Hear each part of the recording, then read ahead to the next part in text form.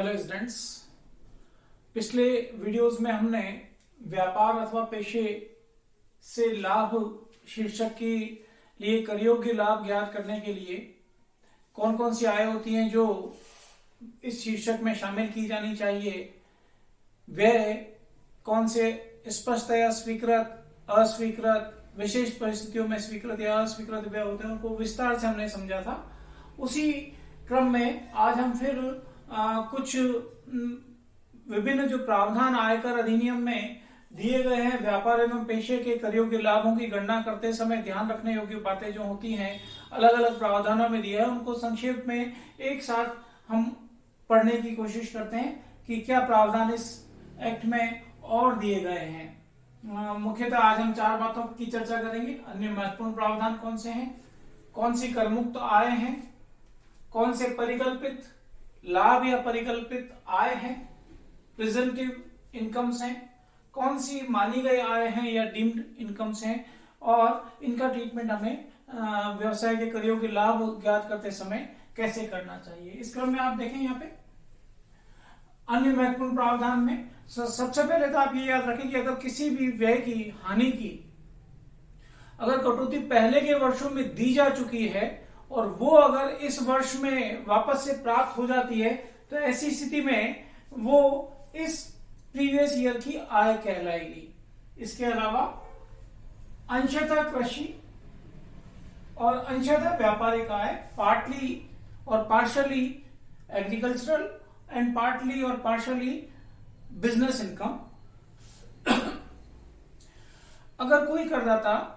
उत्पादन के व्यवसाय में लगा हुआ है और उसमें प्रयुक्त होने वाला कच्चा माल वो स्वयं उगाता है, उपजाता है, कृषि के रूप में प्राप्त करता है, कृषि उत्पाद के रूप में स्वयं के उपजाने पर, तो ऐसी स्थिति में उस व्यवसाय की आय में से जो उपजाने की उस कृषि उपज जो कच्चे माल की तरह उपयोग में ली गई है उसके व्यवसाय में, उसका जो बाजार मूल्य है वो उसमें से घटा दिया जाता है। जैसे कि अपन ये कहें कि शक्कर बनाने के कारखाने में गन्ने का जो बाजार मूल्य है वो अगर गन्ना स्वयं उपजा रहा है तो ऐसी स्थिति में वो उसमें से बाजार मूल्य घटा दिया जाएगा शक्कर की आय में से।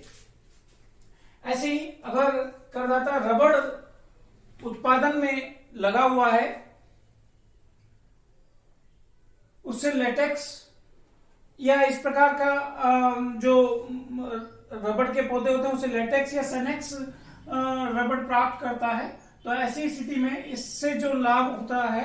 उसकी 35% इसकी जो आय है उसका 35% व्यापारिक आय मानी जाएगी और बाकी का जो 65% है वो कृषि आय है, वो कर मुक्त हो जाएगी। यानी कि हमें व्यवसाय पेशे की लाभ की गणना करते समय उस आय का 35% ज्ञात करके वो शामिल करना होगा। ऐसे ही अगर करदाता कॉफी के निर्माण में उत्पादन में लगा हुआ है तो ऐसी स्थिति में उसकी 25% आय व्यापारिक आय कहलाएगी और बाकी का 75% है वो कृषि आय होकर कर मुक्त हो जाएगी। पर वही कॉफी का निर्माण उत्पादन के साथ में प्रक्रिया में भी अगर वो लगा हुआ है, जैसे भुनाना वगैरह, उसको भूनते हैं कॉफी को और उस प्रकार से प्रोसेसिंग में अगर वो लगता है तो 40% भाग जो है वो व्यापारिक आय होगी, इस शीर्षक में शामिल की जाएगी और शेष कृषि आय होते हुए छूट जाएगी, वो कृषि आय कर मुक्त हो जाएगी। ऐसे ही अगर वो चाय उगाने के व्यवसाय में लगा हुआ है तो ऐसे चाय के आय का 40% भाग व्यापारिक मान लिया जाएगा, जिसको हम शामिल करेंगे व्यापार पेशे के लाभ के समय में, और बाकी का 60% एग्रीकल्चरल इनकम हो जाएगी जो कि कर मुक्त है। इसी प्रकार से और प्रावधान एक दे रखा है, वो है ठेकेदार और उप ठेकेदार को भुगतान। वास्तव में भुगतान इसलिए शब्द काम में लिया गया है कि अगर ऐसे को भुगतान किया जाता है और 30,000 रुपए से ज्यादा का भुगतान अगर वो किया जाता है तो भुगतान करने वाले का दायित्व है कि वो उसमें से उद्गम स्थान पे कर की कटौती कर ले, TDS tax deducted at source, वो TDS कर ले और फिर भुगतान करे। तो हमारा करदाता अगर उस ऐसी राशि को प्राप्त करता है, यानी कि वो खुद ठेकेदार है या उप ठेकेदार है और प्राप्त करता है और 30,000 से ज्यादा की राशि है तो TDS कितना हो चुका है, 1% हो चुका है। अगर वो इंडिविजुअल और एचयूएफ है तो, और अगर इंडिविजुअल और एचयूएफ के अलावा अन्य प्रकार का करदाता है ये, तो ऐसी स्थिति में 2% टीडीएस हो चुका है, तो हम 1% की बात कर रहे हैं फिलहाल। तो उसको सकल बनाएंगे हम, राशि को, जो प्राप्त राशि है उसको सकल बनाएंगे, और सकल बनाने के बाद में वो आय में शामिल की जाएगी। सकल कैसे बनाते हैं? जो प्राप्त राशि है उसको मल्टीप्लाई कीजिए ऊपर 100 से और नीचे 100 माइनस करके 10 से, तो इस प्रकार से वो राशि सकल हो जाएगी और सकल राशि में शामिल करनी है। टीडीएस होने पर अगर 30,000 से ज्यादा है तो टीडीएस होगा, और जो सकल राशि है वो शामिल हो जाती है। तो जहां पर भी टीडीएस होता है वहां पर ये नियम में आप ध्यान रखें कि राशि को सकल बनाने, है ना, फार्मूले की तरह यूज कर ले कि जो प्राप्त राशि है अगर टीडीएस हुआ है तो प्राप्त राशि को मल्टीप्लाई करें 100 से और डिवाइड करें 100 माइनस टैक्स की रेट से, टीडीएस की रेट से। जैसे कि यहाँ पर नीचे 99 आ जाएगा, 99, ऊपर 100 आ जाएगा, तो वो प्राप्त राशि अगर वो 99 है तो 100 कितना होगा, वो सकल राशि उसकी ग्रॉस अप अमाउंट आ जाएगा। ऐसे ही आप अगला पॉइंट देख रहे हैं यहाँ पर, पेशे के रूप में पुस्तक लेखन पर रॉयल्टी में से छूट। नॉर्मली पुस्तक लेखन की जो रॉयल्टी होती है वो अन्य साधनों से आए, जो अपना 5वां हेड है उसमें कर योग्य होती है, लेकिन वो व्यक्ति पेशेवर है, नियमित रूप से पेशे की तरह उस पुस्तक लेखन को कार्य को करता है, तो ऐसी स्थिति में जो प्राप्त रॉयल्टी है वो इस शीर्षक में कर योग्य होगी, और उसमें से करदाता को प्राप्त रॉयल्टी का 25% या 5,000 रुपए, जो दोनों में से कम हो, की छूट मिल जाएगी। ऐसे ही अगर पेशेवर है कोई व्यक्ति, बीमा का काम पेशे की तरह करता है, तो पेशेवर को बीमा कमीशन से आय होने पर जो भी राशि प्राप्त हुई है वो उसकी सकल राशि शामिल करेंगे, यानी कि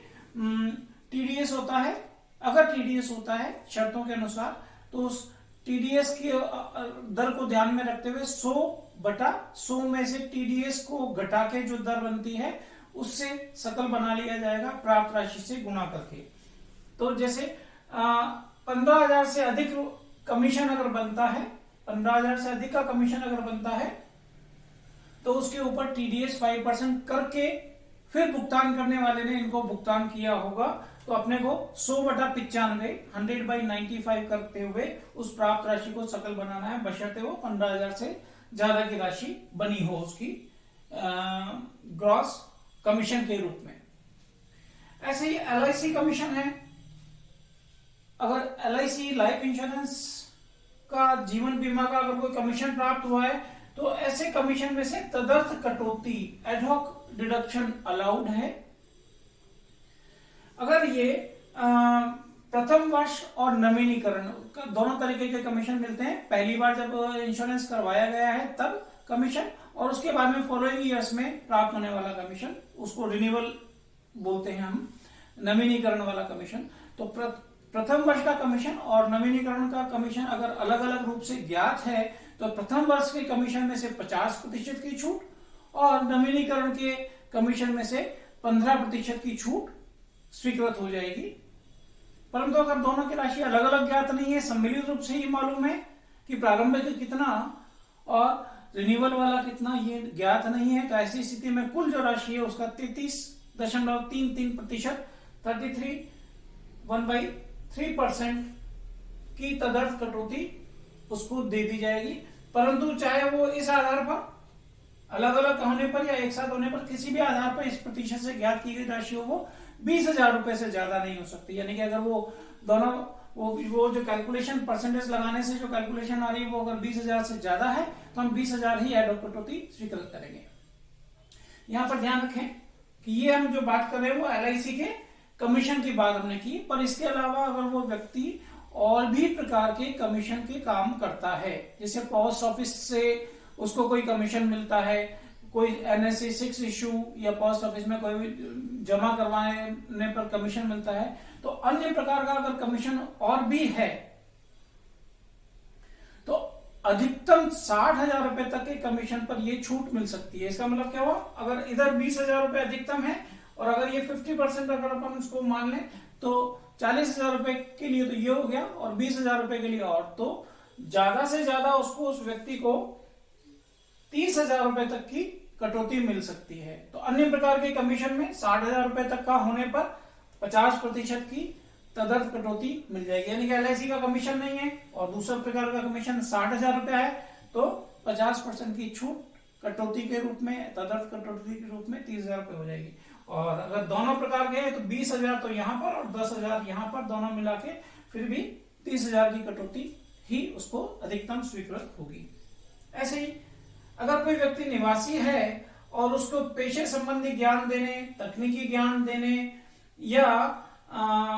अंकेक्षण कार्य के लिए अगर कोई राशि प्राप्त होती है तो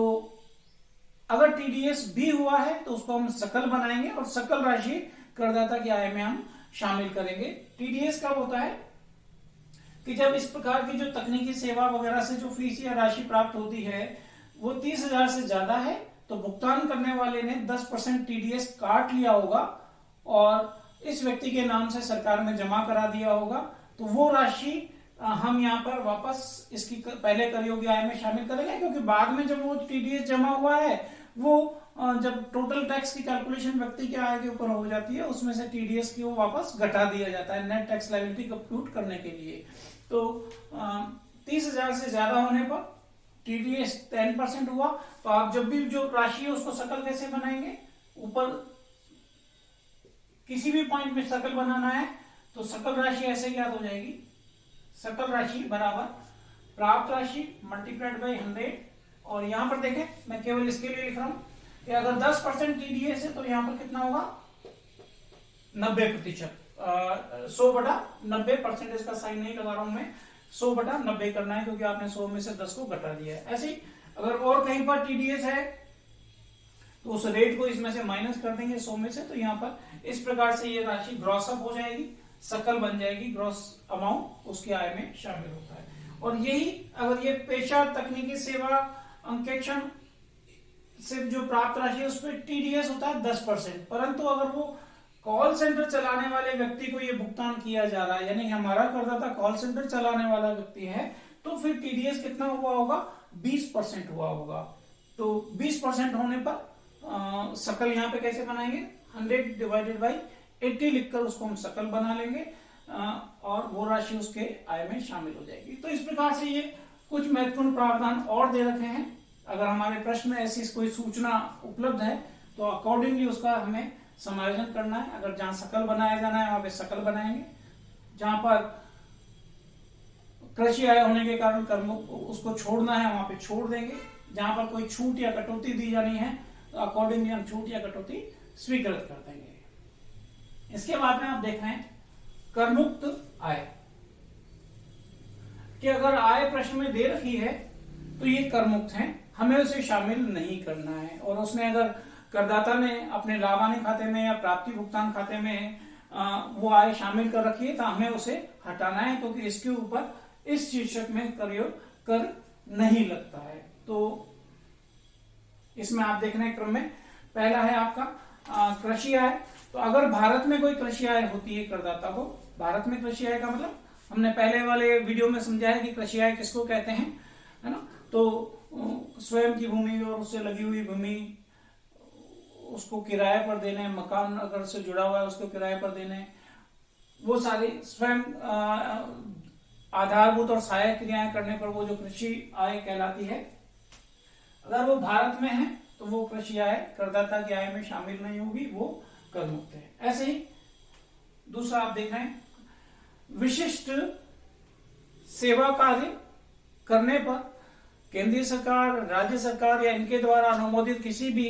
सत्ता के द्वारा अगर कोई राशि का भुगतान करदाता को किया गया है तो वो राशि भी करमुक्त हो जाएगी। ऐसे ही सार्वजनिक हित के उद्देश्य से करने पर कार्य, अगर कोई सरकार या केंद्रीय सरकार से कोई राशि प्राप्त होती है तो ये राशि करमुक्त हो जाएगी। यहाँ पर जब प्राप्त राशि की बात हम दोनों पॉइंट में कर रहे हैं तो चाहे वो वस्तु के रूप में प्राप्त हो चाहे वो नकद के रूप में प्राप्त हो, दोनों ही करमुक्त हैं। ऐसे ही करदाता अगर खादी एवं ग्रामीण उद्योग के उत्पादन कार्य में संलग्न है और उससे अगर कोई आय उसको प्राप्त होती है वो भी करमुक्त है। इसी प्रकार से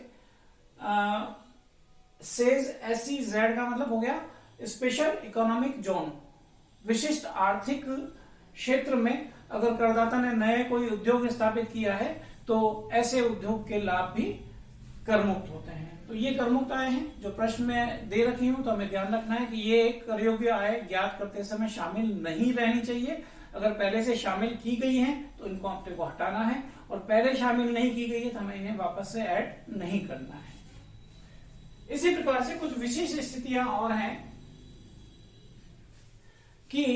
अगर करदाता पूर्ण प्रकार के लेखे नहीं रखता है तो उसको विशिष्ट स्थितियों में, विशिष्ट परिस्थितियों में उसको विकल्प उपलब्ध है कि वो परिकल्पित आय निम्न तरीकों से, इस अगर वो पर्टिकुलर सेक्शन में आता है, धारा में आता है, तो गणना कर ले और उसके ऊपर निर्धारित तरीके से कर चुका है। उसमें से अंडर सेक्शन धारा 44 AD के अनुसार किसी व्यापार के लाभ या अधिलाभों को परिकल्पित आधार पर कैलकुलेट करने का नियम बताया गया है। अगर ऐसे करदाता की कुल प्राप्तियां या सकल आवर्त, ग्रॉस टर्नओवर, अगर उसका उस व्यापार का अगर वो प्रीवियस ईयर में 2 करोड़ रुपए से कम है, लेस देन 2 करोड़, है ना, 2 करोड़ रुपए से अगर कम है, तो ये जो भी लाभ, ये जो टर्नओवर है, ग्रॉस टर्नओवर है, उसका 8% परिकल्पित आय मानी जा सकती है। परंतु यही अगर उसके खाते में सीधे जमा होती है आय, तो ऐसी स्थिति में 6% के दर से ये परिकल्पित आय कहलाएगी। तो सामान्य दर जो है इसकी वो है अंडर सेक्शन 44 AD, जो परिकल्पित आय को मानने की दर है वो है 8%। और परंतु जब भी ये विकल्प ऐसा अपनाता है तो आने वाले 5 वर्षों तक उसको यही विकल्प अपनाना पड़ेगा। और अगर जब भी वो ये विकल्प परिवर्तित करता है, इस विकल्प को छोड़ के वो कहता है कि हमारी जो वास्तविक आय है वो ये है, इससे कम है, तो उसके बाद में 5 वर्षों तक वो वापस इस विकल्प को नहीं अपना पाएगा करदाता। तो ये विशेष स्थिति है कि उस व्यापार के लाभ की गणना इस प्रकार से की जाती है। और अगर करदाता खुद रिपोर्ट करता है कि मेरी आय इससे कहीं ज्यादा है, तो वो ज्यादा वाली आय मान ली जाएगी ऐसी स्थिति में। दूसरा है इसी के प्रकार से, जैसे ये व्यापार के लाभ थे, धारा 44 ADA, इसमें पेशे के लाभ या अधिलाभों की परिकल्पित आय या कल्पना के आधार पर, परिकल्पित के नियम के आधार पर उसके लाभ ज्ञात किए जा सकते हैं। अगर उस पेशे, जो भी करदाता जिस भी पेशे में संलग्न है, उस पेशे की सकल प्राप्तियां, उस निवासी, करदाता निवासी होना भी जरूरी है, कि सकल प्राप्तियां अगर 50 लाख रुपए तक है, तो ऐसी स्थिति में इन सकल प्राप्तियों के 50% को परिकल्पित आय मान लिया जाएगा। 50 लाख रुपए तक पेशे से आय होने पर ये धारा उसके ऊपर एप्लीकेबल हो सकती है। और ऐसी स्थिति में अगर वो कहता है कि मेरे आय इससे ज्यादा है, अगर वो करदाता अपनी आय इससे ज्यादा रिपोर्ट करता है तो वो ज्यादा ही उसकी आय मान ली जाएगी। अन्यथा 50 लाख का मैक्सिमम 50 लाख रुपए की इनकम तक 50% इसकी आय मान ली जाएगी। अगर आय, उसकी वास्तविक आय 50% से कम है और न्यूनतम जो सीमा है कर योग्य होने की राशि के कर योग्य होने की सीमा है उससे कहीं ज्यादा है, तो ऐसी स्थिति में करदाता को अपने लेखे एवं प्रपत्र रखने होंगे और उसको अंकेक्षण प्रति उसको आयकर अधिकारी को बतानी होगी। ऐसे ही धारा 44 AE, ये जो सेक्शन है, इस धारा के तहत कोई भी व्यक्ति, करदाता किसी प्रीवियस ईयर में मालवाहक गाड़ी का स्वामी हो जाता है और उसको चलाने से मालवाहक गाड़ी को, या उसको किराए पर देने से, या उसकी रॉयल्टी प्राप्त होने पर, ऐसी स्थिति में अगर उसको इस प्रकार से कोई आय होती है तो इस आय को भी परिकल्पित आधार पर कैलकुलेट किया जा सकता है। प्रावधान बता रखे हैं धारा 44 AE में। अगर करदाता की जो मालवाहक गाड़ी है उस गाड़ी का जो खाली गाड़ी का जो वजन है अगर वो 12 टन से कम है तो ऐसी स्थिति में प्रत्येक टन के लिए 1000 रुपए उसकी खाली गाड़ी के भार के प्रत्येक टन के लिए 1000 रुपए मानते हुए उसकी आय निर्धारित की जाएगी प्रति माह या माह के किसी भाग के लिए। यानी कि 1 माह और 3 दिन भी अगर वो स्वामी रहा है गत वर्ष में तो 2 माह के लिए ये गणना हो जाएगी। प्रत्येक टन की लॉरी अगर 6 टन की लॉरी है तो 6 टन 1000 रुपया प्रति टन के हिसाब से 6000 रुपया, ये 1 महीने का हुआ। और अपने को अगर वो कुछ अवधि एक पूरा महीना और कुछ दिन अगले माह के भी रहे तो उसको पूरा 1 माह मानते हुए 2 माह की गणना 12000 रुपये, इस प्रकार से उसकी आय निर्धारित हो जाएगी। ऐसे ही अगर भारी वाहन है उसके पास में, भारी माल वाहक है यानी कि 12 टन से अधिक वाला अगर कोई उसके पास में मालवाहक गाड़ी है, खाली भरी हुई नहीं, खाली गाड़ी अगर 12 टन या उससे ज्यादा की है तो ऐसी स्थिति में प्रत्येक माह या माह के भाग के लिए 7500 रुपया 7500 रुपीज माह प्रति माह या उस माह के भाग के लिए उस व्यापार के लाभ मान लिए जाएंगे। इन दोनों ही स्थितियों में, तीनों ही स्थितियों में अगर कोई कटौती इस संदर्भ में मिली जानी है या कोई डेप्रिसिएशन दिया जाना है तो यह मान लिया गया है कि वो सारी कटौतियां घट चुकी हैं और डेप्रिसिएशन भी घटाया जा चुका है। अगर संपत्ति का WDV रिटर्न डाउन वैल्यू अपलिखित मूल्य ज्ञात करना है तो वो निर्धारित नियमों से ज्ञात किया जा सकता है। यद्यपि आप लाभ तो ले रहे हैं परिकल्पित आधार पर, परंतु फिर भी उसका संपत्ति का, पूंजी संपत्ति का डेप्रिशिएबल वैल्यू कैलकुलेट किया जा सकता है या मानते हुए कि वो घटा दिए गए हैं। तो इस प्रकार से विशिष्ट प्रावधान है प्रिजम्पटिव इनकम्स के, परिकल्पित आयों के। ऐसे ही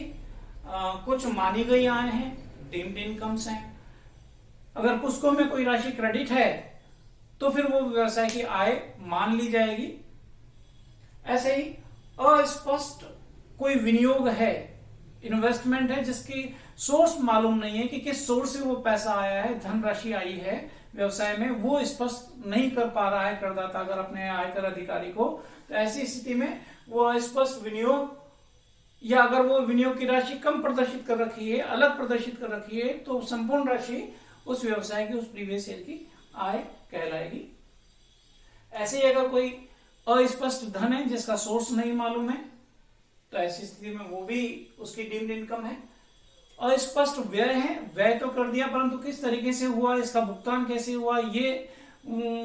उसके पास में प्रमाणक नहीं है या वो आयकर अधिकारी को संतुष्ट नहीं कर पा रहा है, तो वो अस्पष्ट व्यय भी स्वीकृत नहीं होकर करदाता की आय हो जाएगी। ऐसी हुंडी पर अगर कोई ऋण लिया गया है और उसका भुगतान किया गया है तो ये भी करदाता की मानी गई आय है। तो इस प्रकार से हमने पिछले वीडियो और इस वीडियो में मिला के व्यवसाय एवं पेशे लाभ से संदर्भ में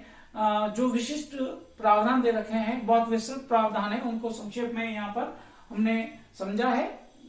सारे नियमों को हमने यहाँ पर जाना है और इन सारे नियमों को जो पिछले वीडियो में थे और आज तक के वीडियो में, इन सब नियमों को हमें ध्यान में रखते हुए जब भी कोई सवाल दे रखा होगा जिसमें प्रॉफिट एंड लॉस अकाउंट होगा और सूचनाएं होंगी या फिर प्राप्ति एवं भुगतान होगा और उसके संदर्भ में सूचनाएं हमें उपलब्ध करवा रखी होंगी, उस सवाल में जो जो बातें कही गई हैं उसमें हमारे नियमों में क्या आती हैं उन सब आयों को तो जोड़ा जाएगा और हमारे नियमों में जो आय शामिल नहीं होनी चाहिए उनको छोड़ दिया जाएगा। ऐसे ही जो व्यय है, जो स्वीकृत व्यय हैं, सारे जितने रुपए तक, जिस सीमा तक, जिस विभिन्न प्रावधानों के अनुसार वो स्वीकृत व्यय सारे के सारे ज्ञात करके आय में से, इस शीर्षक की आय में से घटा के कर योग्य लाभ हम ज्ञात करेंगे। इसको हम और भी समझेंगे कि लाभानी खाता दे रखा हो तो हम प्रॉफिट एंड लॉस अकाउंट के प्रॉफिट को अगर हम आधार बना लें तो क्या चीजें उसमें किस प्रकार से जोड़ी जानी चाहिए, कैसे घटाई जानी चाहिए, ताकि व्यवसाय के शुद्ध कर योग्य लाभ ज्ञात हम कर सकें। धन्यवाद।